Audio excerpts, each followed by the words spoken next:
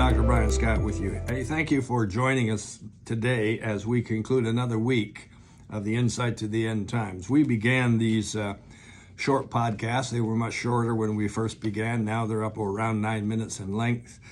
But we are sharing with you Bible scriptures as well as current events that are coming together. They are merging together to show us where we are on God's timetable. We're getting very, very close to the very end.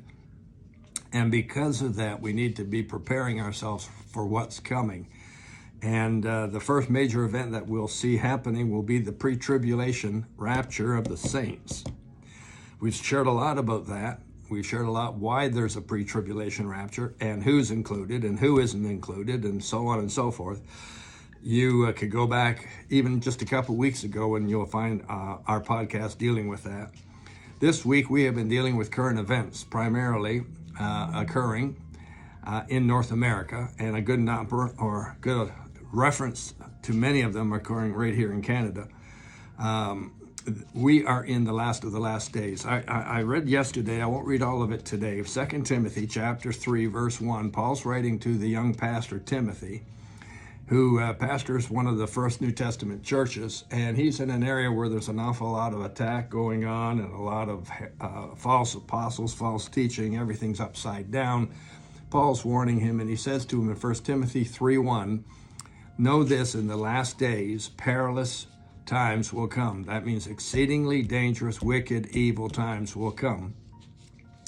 And then he goes on to describe some of the characteristics of that, as we shared yesterday. Verse 3 talks about being unloving, unforgiving, being a slanderer, without any self-control, brutal, despisers of good, traitors, headstrong, haughty, and the list goes on. We are living with those kind of thoughts and people around us today, and it's almost out of control. I want to share with you today about words. And living in this 21st century has become dangerous because our values, our standards, the words we've always used, the expectations or the meaning of these words is changing every week or every day. And what you thought was acceptable yesterday may not be acceptable today, but that's determined by a very small fringe group of people who just seem to be running everything today. Various titles for them. Suffice it to say, they are operating in the spirit of the Antichrist, who will be coming as soon as the church is raptured. But progressives today are telling all of the rest of us who are conservatives or righteous, we could say, people, the people who know the difference between good and bad and evil and what's right and what's wrong, they're calling us old folks, like out of date. They're progressive, they know better, they're bringing all of these new things into existence. One of the startling facts I learned a couple of years ago was the new definition for freedom of speech. And freedom of speech was always termed to allow me to say what I feel and what I think and what I believe. And I had the right to say that. But now the new definition of freedom of speech, which has encapsulated our universities and colleges, and now it's almost across the board everywhere else, is I have the right to say whatever you believe. I have the right to say whatever you support. I have the right to say whatever you stand behind. Well, how am I supposed to know what you stand for, believe in, or think? That's an impossibility. But that kind of definition essentially eliminates discussion, negotiation, having a different opinion, or even having the freedom to share your opinion. So I can't discern what you think. One of my mentors and fathers in the faith many years ago said, "You have the right to be wrong." And I still stick by that. Most people do have wrong impressions of things. Why? Well, take a look at who they're listening to. Take a look at who they're getting their information from. Most of our media, most of our news, most of our television news, most of our internet news, most of everything that you see being reported they select what they want you to hear, and they select what they want you to come to believe. So it may be so far from the truth that you would be shocked, but you don't know that. We have a state, at least one state in the U.S. right now, who have proposed legislation that will make it an offense for you to say anything that will cause someone else to be threatened, intimidated, or bothered. How can you say anything that won't cause somebody to be intimidated, bothered, or threatened? And for that matter, it's all subjective testing. It's not defined. It's just subjective. Oh, you said the sky is blue. That bothers me. You said the waters are aqua color. That bothers me. I'm intimidated by that. I'm threatened by that. Oh, it's nonsense. But the criminal aspect of that new legislation could be very damaging to people, with extensive fines, possibly in jail time or incarceration, as I like to say.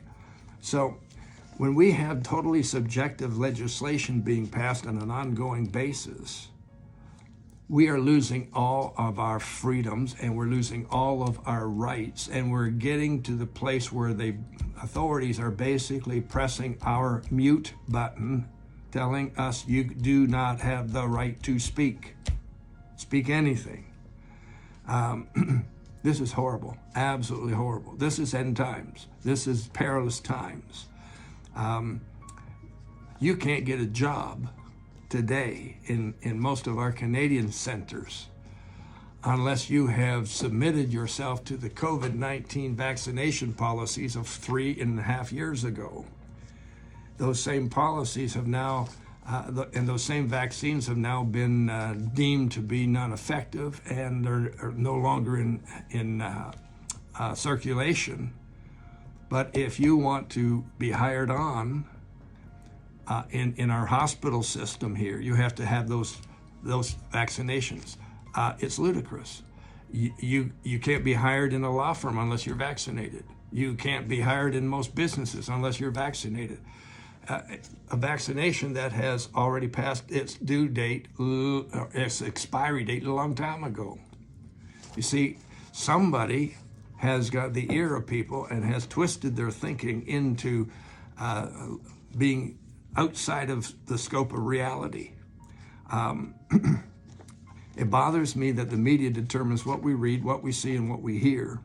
Because if you go on to some of the outskirt type media sources, you'll find out, boy, there's a lot of stuff going on that we never are told about. And it's not good. It's bad. People being harmed, hurt, killed, destroyed, et cetera, et cetera.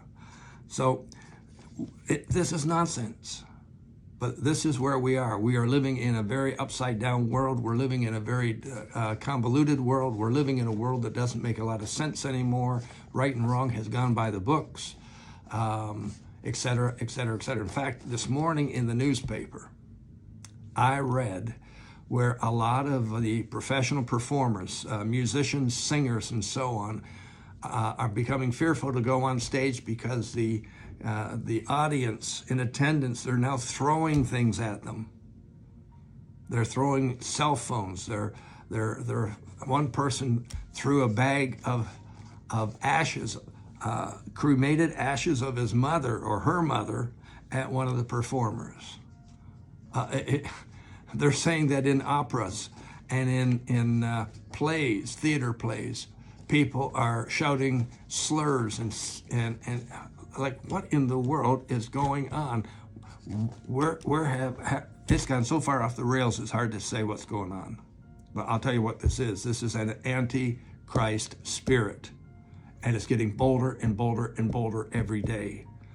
And when Jesus was talking about this in Luke chapter 21, verse 28, verse 28, I think it is.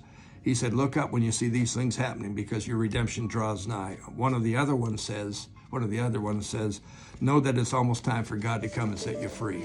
See you next week. Call you blessed.